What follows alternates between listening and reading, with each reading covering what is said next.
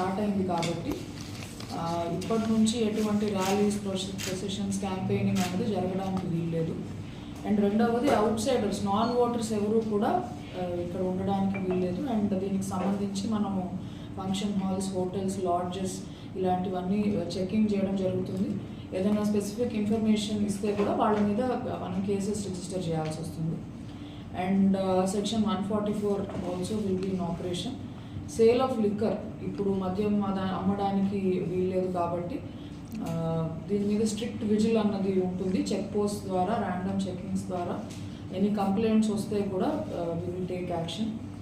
And అసత్య వార్తలు ప్రచారం చేయడము, అంటే ఏదన్నా ప్రొవోకేటరీ మెసేజెస్ పెట్టడము, ఫాల్స్ మెసేజెస్ పెట్టడము వాట్సాప్ గ్రూప్స్లో కానివ్వండి, వేరే వీడియోస్ ద్వారా కానివ్వండి, అట్లా కనుక చేసినట్లయితే ఇది representation of people's act, IPC and IT act మూడింటి కింద కూడా మనం వాళ్ళ మీద కేసెస్ చేయాల్సి వస్తుంది.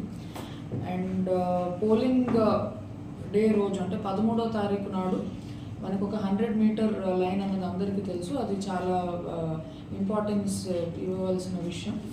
ఎక్కడైనా పోల్ చిట్టీలు అవి పంచేవాళ్ళు తెల్ల కాగితం మీదనే పంచాలి. టెంట్లు అట్లాంటివి వేసుకోవడానికి వీల్లేదు. తెల్ల కాగితం మీద ఒక టేబుల్, 2 కుర్చీలు పెట్టుకుని పంచాలి.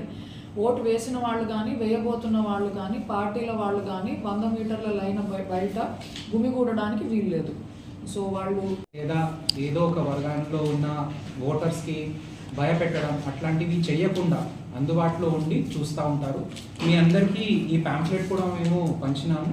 ఈ ప్యాంఫ్లెట్ ప్రతి ఒక్క ఓటర్కి ఇంట్లో ఇవ్వడం జరిగింది. సో దీంట్లో సివిజిల్ యాప్ గురించి ఉంది. అదేవిధంగా వాళ్ళు ఓటర్లకి ఒక విజ్ఞప్తి ఉంది దట్ వాళ్ళు ప్రలోభాలకి లొంగకుండా నైతికంగా, నిర్భయంగా ఓటు వేయాలని ఒక విజ్ఞప్తి దీంట్లో ఉంది. సో అట్లానే పొలిటికల్ పార్టీస్ అండ్ క్యాండిడేట్స్ గమనించాలి దట్ ఎట్టి పరిస్థితిలో వాళ్ళు పోలింగ్ స్టేషన్కి 100 మీటర్స్ లోపల వాళ్ళు ప్రచారం ఎటువంటి ప్రకారంగా చేయకూడదు. తర్వాత ఇప్పటి నుంచి ఈ ప్రాంతంలో లేని వాళ్ళు ఇక్కడ నుంచి వెళ్ళిపోవాల్సి ఉంది. So hotels, lodges, function halls, banquet halls అవన్నీ చెకింగ్ కూడా మా టీం చేస్తుంది. పోలీస్ తరఫున కూడా ఆ చెకింగ్ చేయడం జరుగుతుంది. సో నాన్ లోకల్స్ మొత్తం ఇక్కడ నుంచి వెళ్ళిపోతారు.